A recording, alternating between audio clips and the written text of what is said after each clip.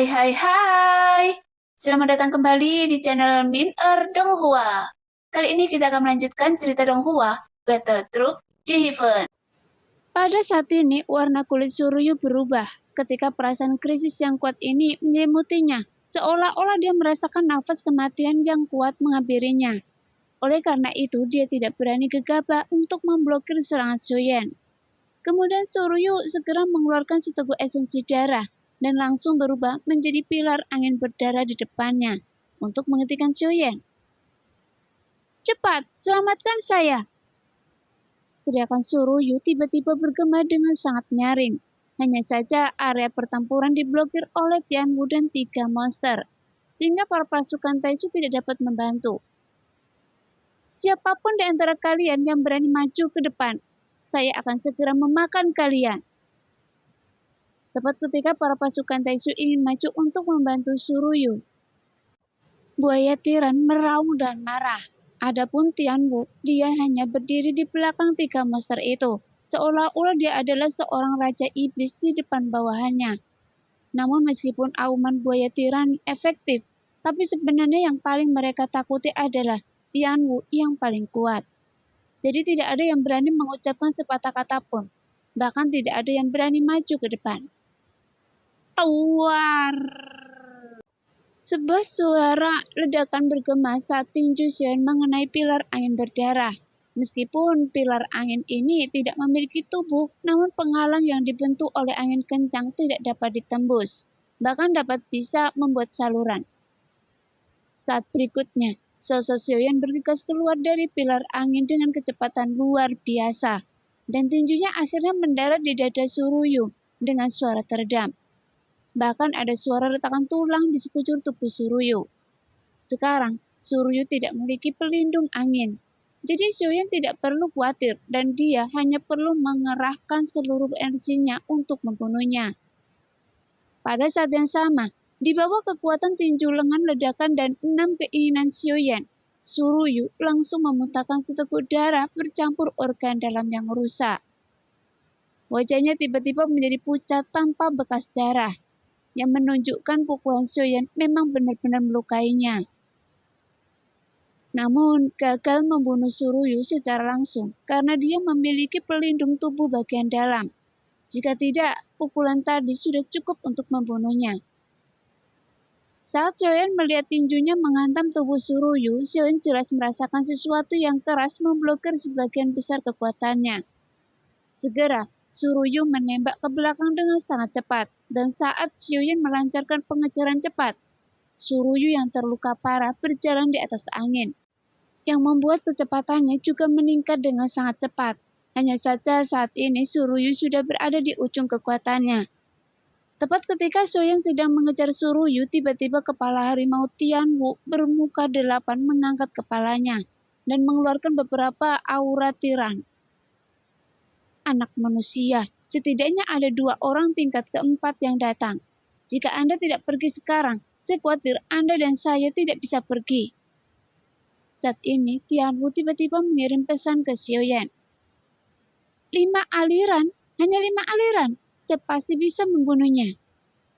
Xiuyan menunjukkan tekad di matanya. Bagaimanapun, kemenangan sudah ada di depan matanya. Sekarang jika dia harus menyerah, Xiuyan jelas tidak akan mau. Namun meskipun situasinya akan bertambah rumit, tapi Tianwu masih tidak memilih untuk pergi sendirian. Bahkan di tengah bintang, banjir besar tiba-tiba melanda dari segala arah. Tampaknya air hujan sudah memenuhi seluruh inti bintang. Dan Tianwu tetap memilih melakukan pemblokiran dalam situasi seperti itu untuk melindungi Xiuyan. Keluar! Tiba-tiba beberapa berkas cahaya dingin menghantam bintang dan langsung menembus inti bintang. Setelah seluruh bintang ditembus oleh cahaya dingin, dan itu langsung menghancurkan formasi bergerak. "Bunuh 1000 pisau, semua formasi yang disusun telah dihancurkan."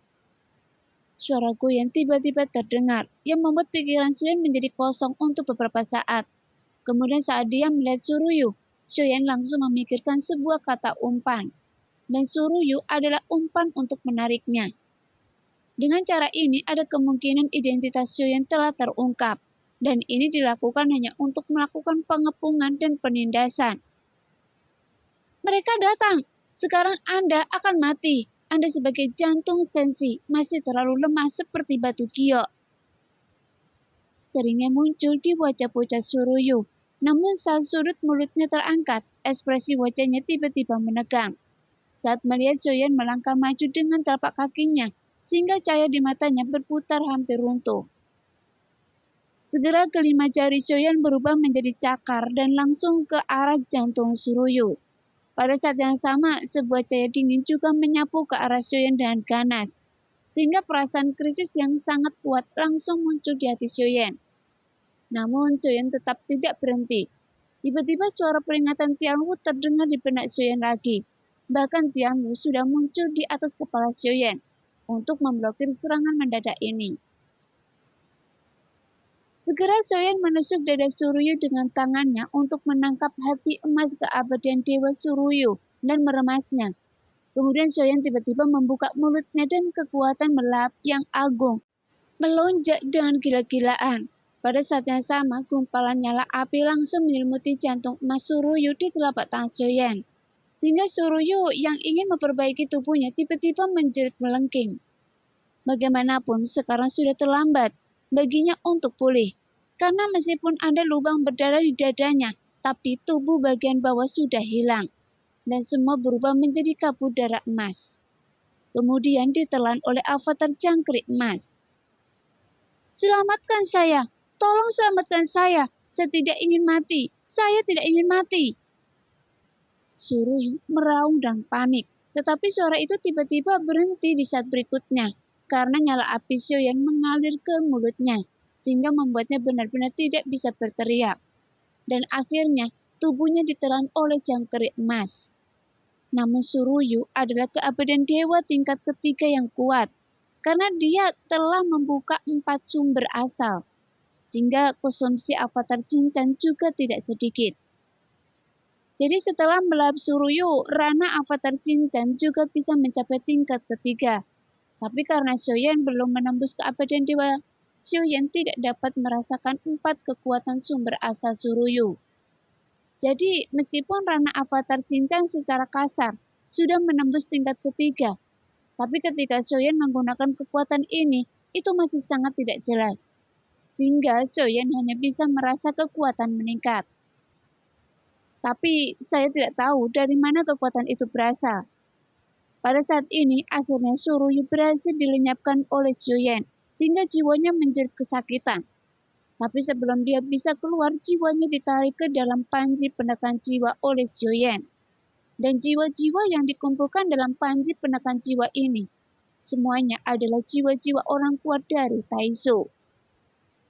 Jika mencapai jumlah tertentu, itu pasti akan meledak dengan kekuatan yang mengerikan. Hanya saja Soyen telah menyanyiakan jiwa Taizu sebelumnya untuk mengganggu pikiran Suruyu. Tepat ketika Soyen masih berpikir dalam hatinya, sebuah ledakan membawa Soyen kembali ke dunia nyata.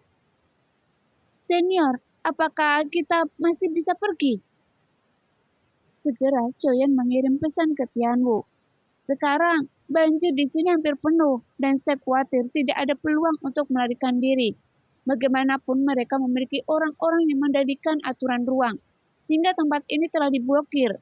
Bahkan dengan formasi bergerak, masih sangat sulit untuk melarikan diri. Tianwu berkata perlahan. Senior, apakah tidak ada cara lain? Soyen sedikit mengernyit.